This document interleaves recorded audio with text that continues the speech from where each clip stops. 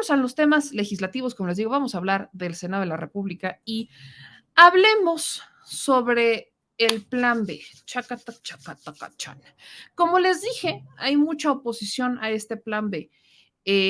Se presentaron algunas reservas, se presentaron algunas quejas al respecto de esto, pero llegó al Senado de la República, ¿no? Llega al Senado de la República.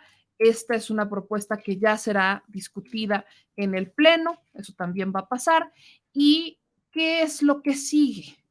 Pues lo que sigue es ver cómo va a votar. Yo quiero empezar este segmento diciendo, y quiero insistir aquí, Monreal se debe definir, porque si alguien ha sido defensor del Instituto Nacional Electoral ha sido el propio senador Ricardo Monreal. Quiero que esto lo tengan muy en mente. Y esto lo digo porque el día de hoy presenta 21 cambios a la reforma electoral. Adán Augusto solamente acepta 6, 15 rechaza, pero Ricardo Monreal defiende tanto al Instituto Nacional Electoral porque sigue respaldando esa política tradicional. Y lo digo yo, no lo está diciendo nadie, lo digo yo. Meme Yamel lo está diciendo. ¿Cómo lo sé? Ricardo Monreal ha dicho que quiere que la encuesta presidencial para definir quién va a ser el candidato de Morena o de la 4T rumbo a la presidencia de la República lo haga el INE. Imagínense eso, cuando tienes a todo un partido, un movimiento y hasta el propio presidente diciendo que este instituto no garantiza ningún tipo de condiciones de democracia y que se ha dejado llevar por abusos, negocios y demás, tienes a un senador diciendo que ese INE debería ser el que haga la encuesta para definir al candidato de Morena. Entonces, con eso creo que tenemos un ejemplo muy claro de para dónde le tira Ricardo Monreal, ¿no? Entonces, de ahí viene que presenta 21 propuestas. Ok, Adán no le acepta más que 6, avanza, en las comisiones avanza, llega al pleno. Pero hubo unos cuantos cabileros por ahí que resultan ser exconsejeros del Instituto Nacional Electoral, entonces IFE, que salieron a defender al INE y a pedirle a Ricardo Monreal, mandaron una carta a Ricardo Monreal y Alejandro Armenta, presidente de la mesa directiva del Senado, para que no se apruebe el plan B porque consideran que pone en riesgo la democracia, las elecciones y el proceso. Vean este video de estos legisladores, cabilderos del Instituto Nacional Electoral, que ahí se fueron a acomodar alegremente. Buenos días. En efecto, como señaló el senador Emilio Álvarez y Casa, acabamos de hacer entrega de una carta que les voy a compartir al senador Ricardo Monreal. Está dirigida al senador Alejandro Armenta y al senador Ricardo Monreal. Tras revisar las 5 reformas en materia electoral aprobadas por la Cámara de Diputados la madrugada del día 7 del presente mes, quienes suscribimos externamos nuestra preocupación de que, de aprobarse por el Senado en sus términos, no habrá garantías para la celebración de elecciones libres y confiables. El rediseño que sufrirían las autoridades electorales es de gran calado y amerita una reflexión pausada en torno a sus implicaciones. Advertimos muchos más riesgos y retrocesos que beneficios. Por ello, hacemos un respetuoso llamado para que se activen foros y mecanismos de consulta y deliberación para desahogar de la mejor manera tan trascendentes iniciativas.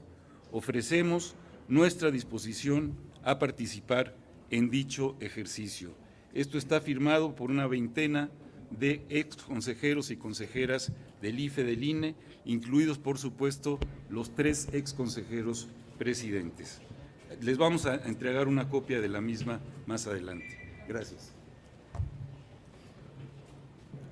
Bueno, buenos días y muchas gracias al senador Emilio Álvarez y Casa por abrirnos la puerta del Senado de la República.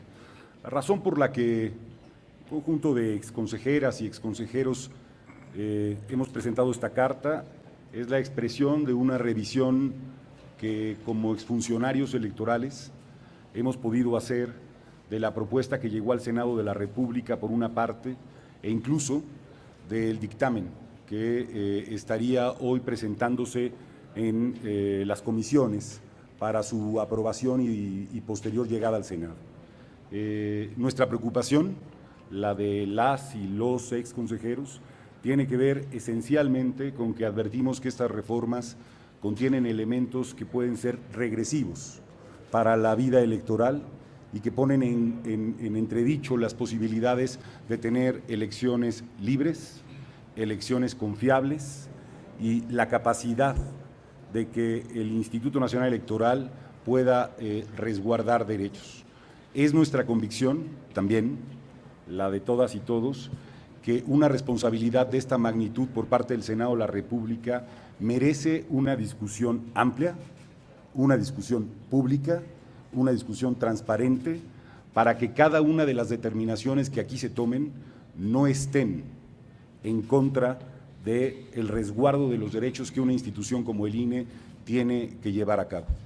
De este modo, lo que hemos pedido y hemos entregado ya al senador Monreal esta carta, que además parece haber compartido con el propio secretario de Gobernación, con el que se encontraba, y esperemos que lo haga también con los distintos grupos parlamentarios.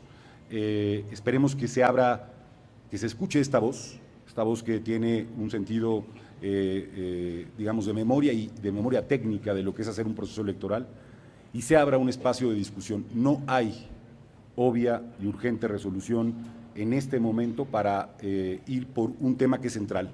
Las reglas de la disputa política en el país merecen, requieren una discusión, como se ha dicho en esta carta, pausada, reflexiva y que entienda que lo que está en entredicho es el resguardo de derechos fundamentales.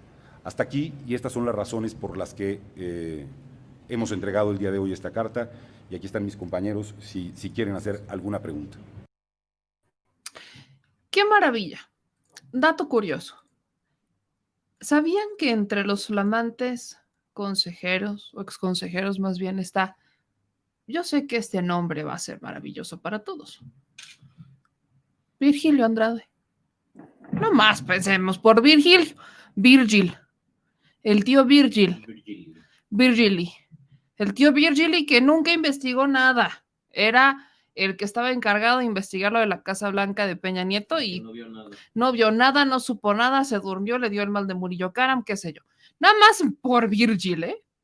¿Y qué hubo con, evidentemente, Pepito Goldenberg, el papá padrino de Lorenzo Córdoba, y Luis Carlos Ugalde, el que avaló el fraude de Calderón, que después fue destituido?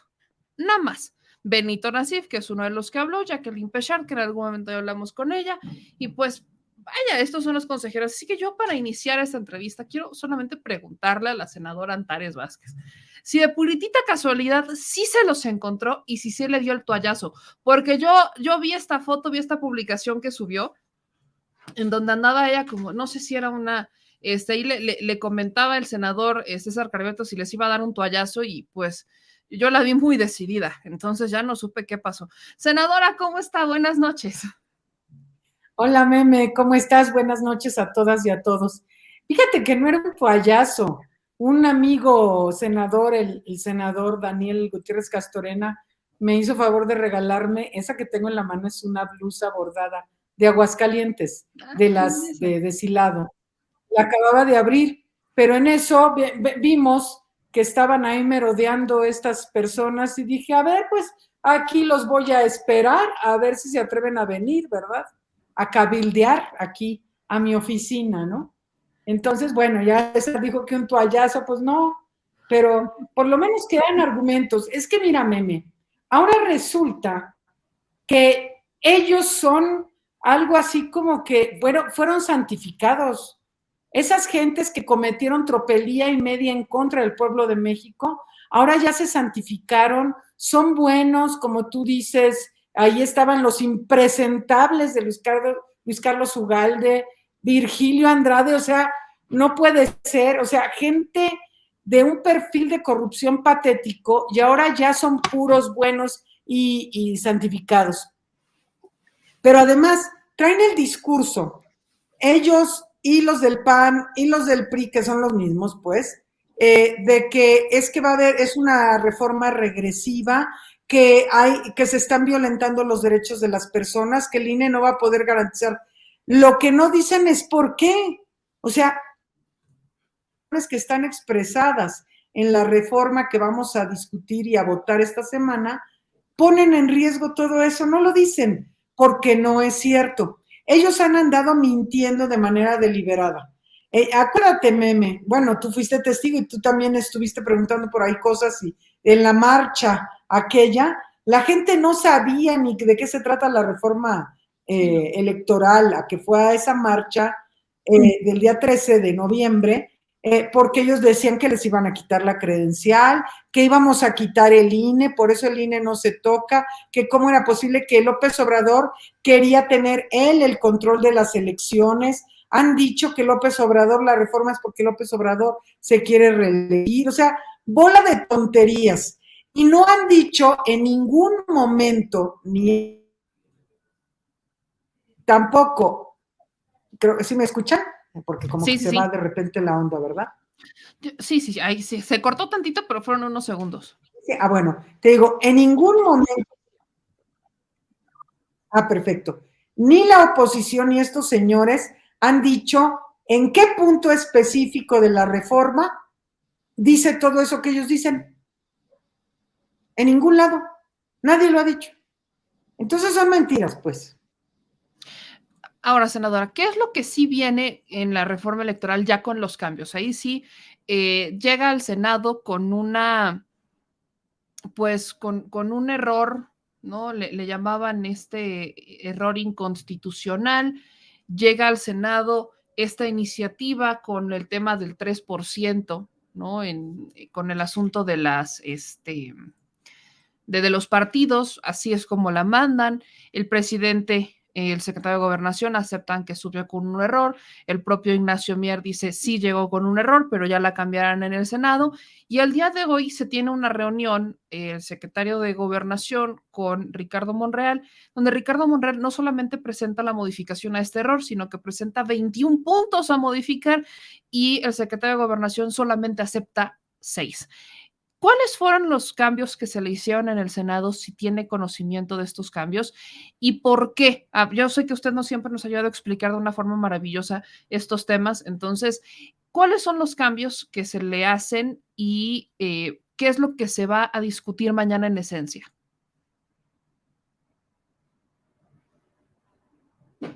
Aquí se nos congeló la senadora de nuevo, pero en lo que la senadora se nos descongela, que parece que tiene ahí unos problemas con la conexión, aquí creo que ya, ahí está. Perdón, sí, como que tengo problemas de conexión de internet.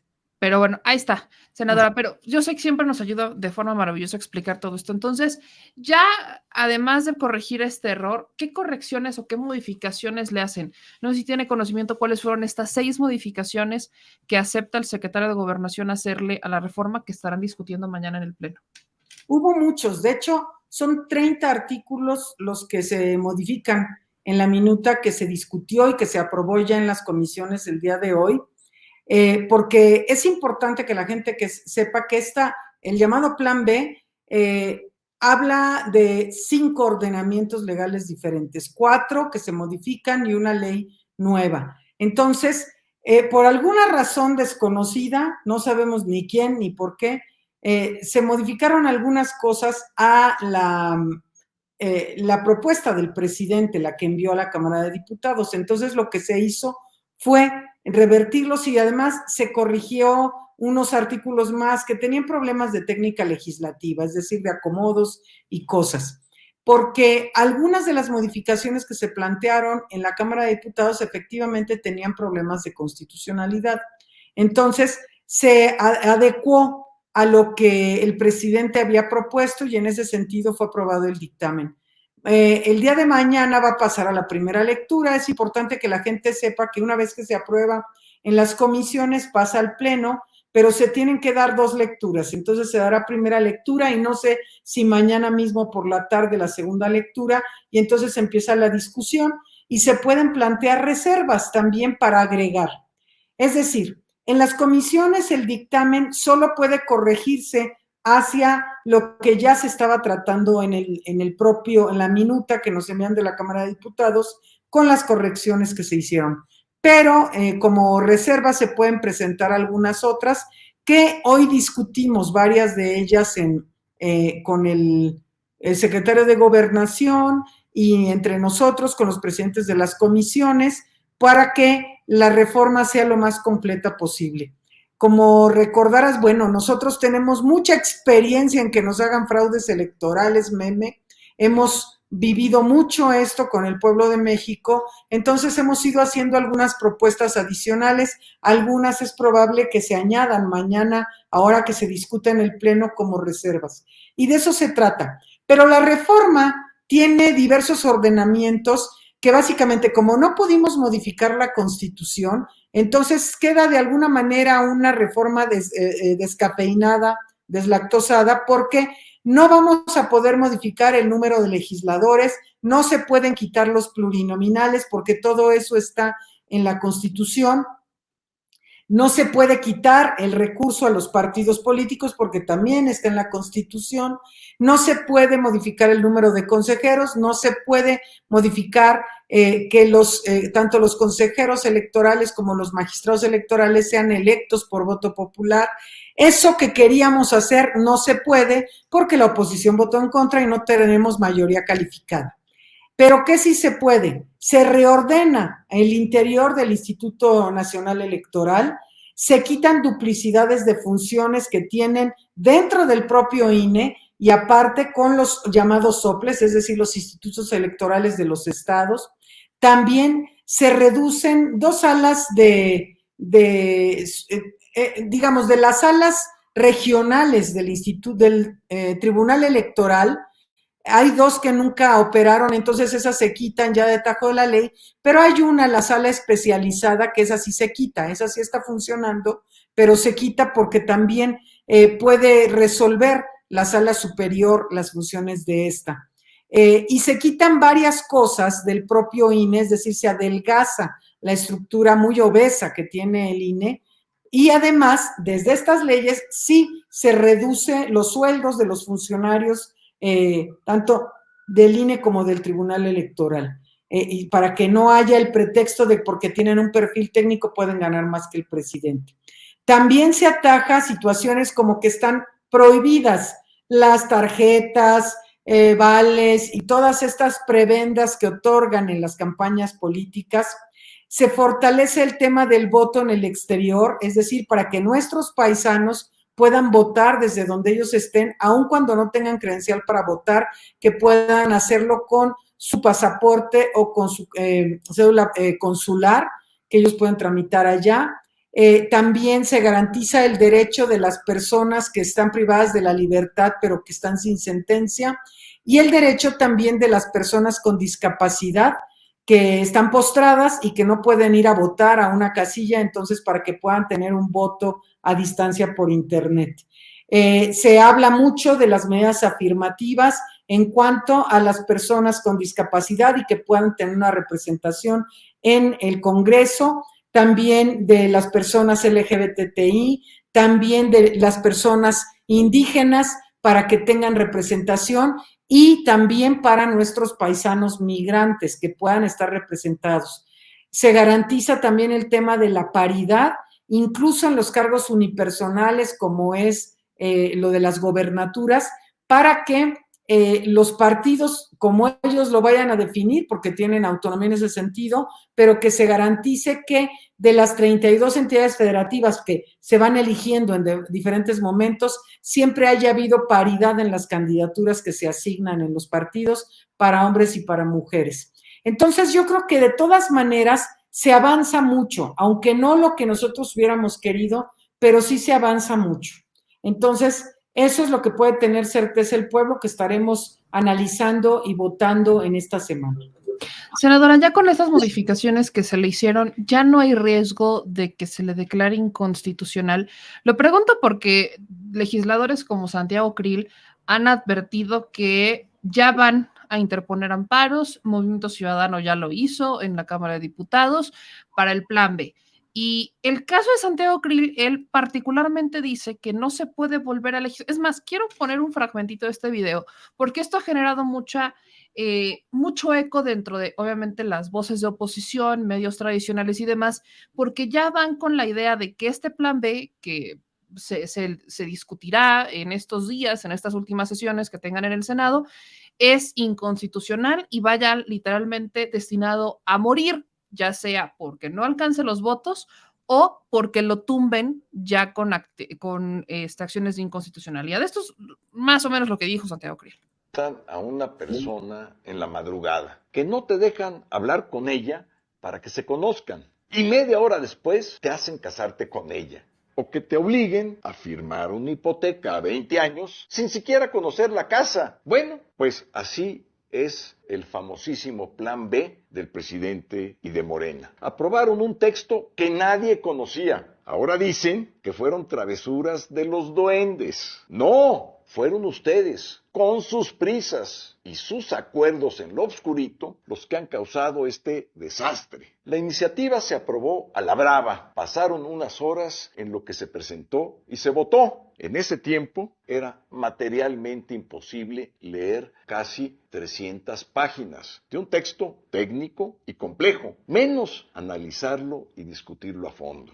Como presidente de la Cámara, no tengo facultades para frenar un proceso que aprueba la mayoría, pero eso sí, les advertí que lo que estaban haciendo era inconstitucional. Voté en contra que ese asunto se tratara en ese momento y en contra cuando se votó en el Pleno. Esas modificaciones son una verdadera tranza legislativa, son auténticamente piratas. Vamos a pedir su anulación a la Suprema Corte de Justicia, no solamente porque las aprobaron atropelladamente, sino porque la Constitución prohíbe volver a votar propuestas previamente rechazadas. Ahora les explico en 5 puntos por qué. 1. Están preparando el camino para tener una elección a modo, con funcionarios públicos, haciendo campaña, aunque eso esté prohibido. 2. Vamos a quedarnos con un tribunal electoral debilitado para actuar si algún partido comete un delito. Le quitaron facultades. 3. No pudieron desaparecer al INE y ahora lo han minimizado. La Constitución dice que el INE es autónomo y que con este famosísimo Plan B le están imponiendo trabas, sometiéndolo a las autoridades del Poder Ejecutivo. Vean ustedes nada más. Desaparecieron áreas claves que hacen que el INE funcione correctamente. Y para colmo, ahora para trabajar en las áreas técnicas y especializadas del INE, ahora solo se necesita una recomendación o el empujón de alguien, no la preparación ni la capacidad para realizar el trabajo. O sea, le copiaron a López Obrador, 90% de lealtad y 10% de capacidad. Fíjense ustedes. 4, van a contar los votos a su conveniencia. Las reformas dicen que cuando los partidos van en coalición, los votos se reparten entre ellos, independientemente por quién haya votado el elector. O sea, tú votas para que te represente un candidato del partido A y ahora acabarás siendo representado por un candidato del partido B o C, no por quien votaste. Es el mundo al revés. ¿Qué te parece? Además, vamos a seguir manteniendo partidos por los que la gente no vota. 5, cambian las reglas del juego con un gobierno que puede denunciar a partidos políticos. Lo que buscan es acallar a la crítica. También perdonan a los candidatos que violan las vedas electorales. Antes perdían la candidatura, ahora solamente serán multados. Con estas reformas quieren regresar a los años 80, a las elecciones a modo. Claro, están hechas para que las corcholatas rueden y rueden por todo el país, para que puedan anticipar sus campañas, aún siendo funcionarios públicos, para que puedan gastar el dinero que les den quién sabe quién, para pintar bardas, para poner pancartas, para acarrear a la gente a sus eventos y hasta para hacer conciertos. Eso sí, con nuestro dinero, ¿eh? Una vez más lo digo, no lo vamos a permitir. Nos vemos en la Suprema Corte de Justicia. El INE no se toca y nuestra democracia mucho, pero mucho. Pues ahí está, senadora, ya, eso es lo que dice Santiago Krill. Entonces, ahora sí, ¿qué de esto es cierto? ¿Qué de esto es falso? ¿Qué de esto es exagerado? ¿Qué de esto se exagera a modo? ¿Qué es lo que está bien? ¿Qué es lo que está mal? Nada de lo que dice es cierto, digamos, nada de lo que dice es verdad. Están, pues como ellos, están haciendo sus exageraciones para confundir a la ciudadanía. Entonces, Mira, ¿se van a ir a la corte? Sí, sí se van a ir a la corte. Entonces, eso lo podemos esperar. ¿Que es inconstitucional? No. ¿Que está prohibido que votemos un mismo tema? No, porque no era el mismo tema. Se agotó el tema de la reforma constitucional y estas son leyes diferentes, entonces, pues nada que ver con lo que él está diciendo. Todo esto es falso. Es falso que se le quiten facultades al INE. Ahí están las facultades perfectamente claras. Es falso que ahora se tienen que someter al gobierno. Es totalmente falso. Que pierde autonomía el INE no es cierto. Que se le quitan facultades, no. Que ahora no se pueden quitar candidaturas, pues quitarlas así como quitaron 2 candidatos el año pasado para Morena, no, porque a ellos nunca les han quitado un candidato de esa manera sin ningún motivo. Entonces, es falso, es falso. Se van a ir a la corte sin duda alguna, pero muchas de las cosas que él está diciendo fueron corregidas ya en el dictamen que nosotros vamos a votar en estos días y las otras cosas pues las están inventando. Lo bueno es que la gente ya sabe. Ahora resulta el INE era inmaculado, el INE ha funcionado perfectamente y bueno, es que era todo, el INE no se toca, ¿por qué? Pues porque están defendiendo los privilegios del INE y a decidir ellos todas las cuestiones, porque fíjate cómo ha sido. Ahora dicen que López Obrador ganó gracias al INE, no, ganó gracias al pueblo y no les quedaba de otra más que reconocer porque nada más fueron más de 30 millones de votos.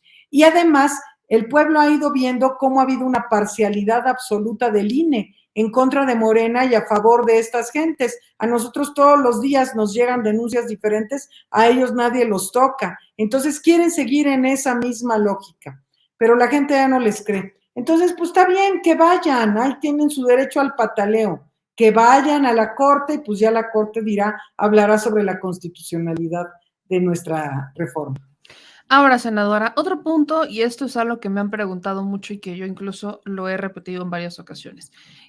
¿Cómo considera o cómo se han movido estas aguas en torno a la reforma electoral en el Senado? Lo preguntamos porque el senador Ricardo Monreal es el líder de la Junta de Coordinación Política y él ha defendido al Instituto Nacional Electoral en más de una ocasión, es más, estuvo apoyando la marcha para defender al INE.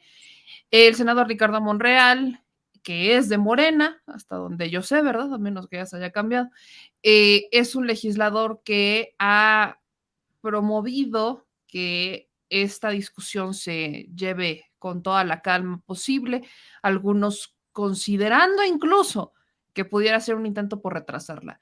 Ya vimos que hay votos en abstención del Verde, entonces la pregunta es si consideran que alcance los votos, porque no se requieren las 2/3 partes, se requiere una mayoría simple y para muchos prácticamente en el Senado depende de Ricardo Monreal. Entonces, ¿cómo están las cosas en el Senado con esto?